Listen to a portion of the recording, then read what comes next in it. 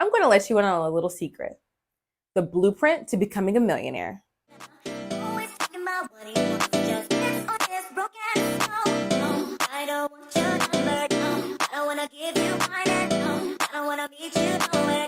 Hello, my name is 𝕼𝕬𝕤𝕤, and on my channel, we talk all things finance and lifestyle. I'm going to share with you my 5 investments that I'm making to become a millionaire by the age of 30.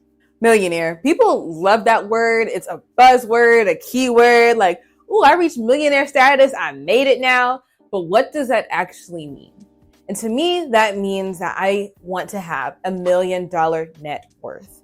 And when I say net worth, that is assets minus liabilities. That's the equation.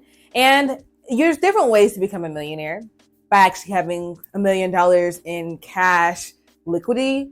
But I don't think that's necessarily what I want to have. I would rather have the leverage to be able to access $1 million without just having it kind of in cash. You wouldn't have it in the bank account, because if you had $1 million in a bank account, that's just not a good plan. Not a good plan. It's only insured up to $250,000. So you would have $750,000 that's not insured. So I don't suggest that. But I plan to become a millionaire by net worth. So how do I plan to do that? I'm going to share with you my 5 investments that I'm making to become a millionaire by the age of 30. Becoming a millionaire, that's really all based on me. So I feel like the very first place that I plan to focus on in my journey is focusing on myself, developing habits, focusing on my mindset, my health, fitness, what I want to be, how I want to be it. How does she look? How does she act? These are the things that I want to focus on, and that they're going to help me to become a millionaire.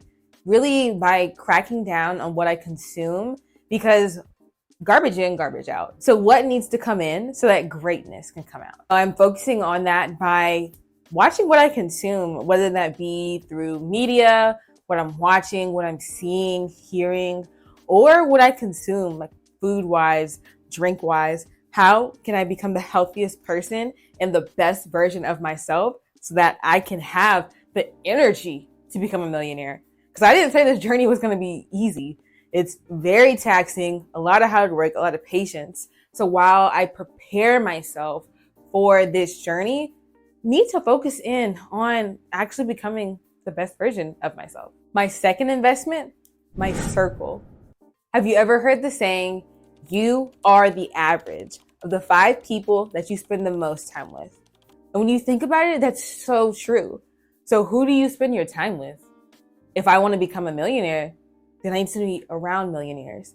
I need to be around people who also want to become millionaires, around people who also have that same mindset. And I'm not just talking financially. I want to be around people who have that wealthy mindset so we can go shopping, go buy this, buy that. I want to be around them because there's a different type of conversation that you have when you're around someone with that same mindset. For example, I was just at a real estate meetup this week. And when I tell you, I started talking to this guy there, and the way that we were just bouncing off of each other, the way that he was reading my mind, I swear to you, when it came to his thoughts, his actions, his plans, it just seemed so complimentary. There was that transformation of knowledge, which was so beautiful.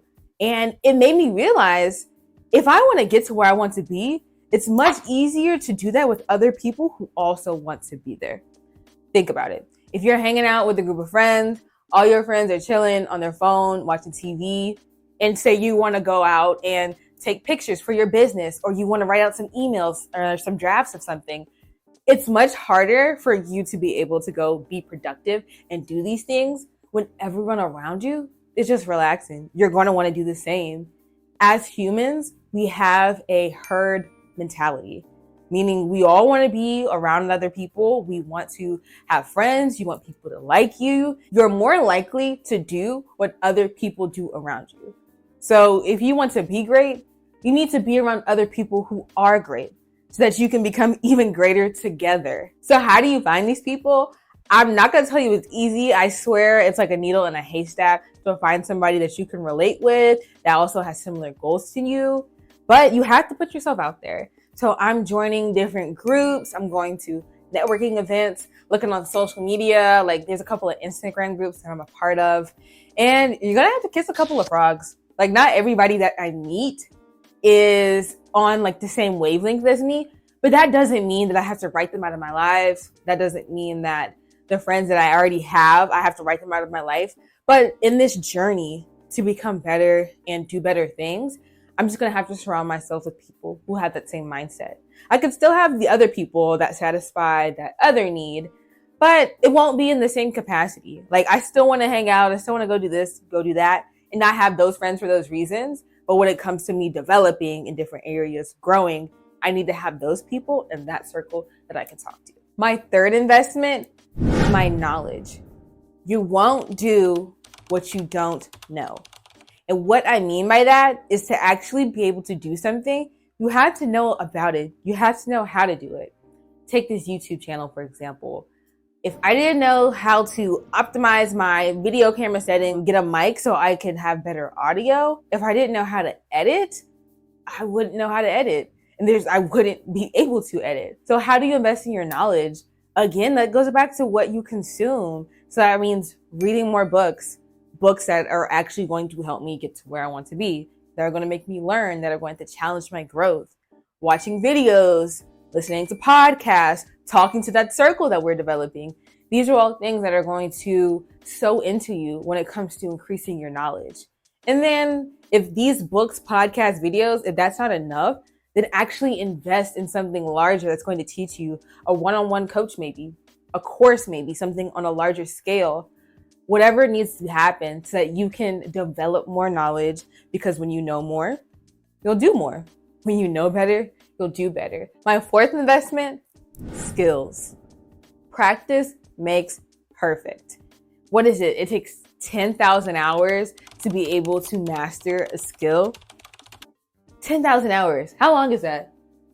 That's 467 days, like 14 months. That's over a year to be able to get good at something.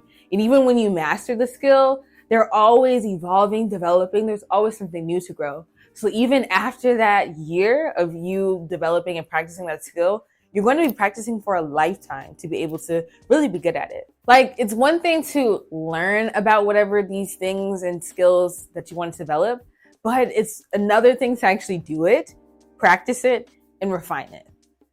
For example, say you watch a brain surgery on YouTube, you read a book about it, listen to a podcast. Does that mean that you're a brain surgeon? No. I'm not going to let you cut my head open just because you decided to read a book about it. It takes years of classes, learning, development, discipline, practicals, research. It takes so much for you to even be qualified to be able to crack a skull open and work on somebody's brain. It takes action to develop your skills. Even with this YouTube content creation thing, I know I'm not as great as I want to be, but if I don't at least get started now, if I don't at least practice now, I'm never going to be the greatness, the expertise that I want to have. My fifth investment is in my investments. Invest in my investments. And what I mean by that is reinvesting. So to better understand this, I think it's helpful to define what invest means. And what that means basically is putting in your time, energy, effort, money into something with the expectation that what you're going to get back was worth what you put in. And it's not a one-time thing. It's a reoccurring scenario. Take your Roth IRA, for example. Say you put $500 a month into your Roth IRA.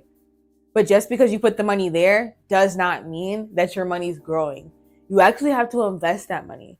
You have to go into that account, assign it a destination, whether that be an ETF or a mutual fund or whatever you want to put your money in, so that it can actually invest and grow on itself. If you have a business, you're a business owner, you know all the well about reinvesting into your business. If there's something that you want to grow, you're going to have to keep putting in more time, more money, more energy, more patience into whatever that is that you're doing if you want to get results out of it. And the same goes for my plan to becoming a millionaire. I want to build up my real estate portfolio. That's not going to happen unless I invest into that portfolio. I want to grow my channels. That's not going to happen unless I invest into those channels. You get the idea. investing in my investments is really going to put me on the trajectory to achieve my goal by becoming a millionaire by the age of 30. Now, these are the 5 investments that I'm making to become a millionaire by the age of 30. And one thing to know about me, when I put my mind to something, best believe I'm gonna get it. Watch this video here where I discuss my strategy on how I make that happen. If you made it to the end of this video, I will leave you with an affirmation to put down in the comment section below. I deserve to live a fulfilling life. I hope you learned something from this, and I'll see y'all next time.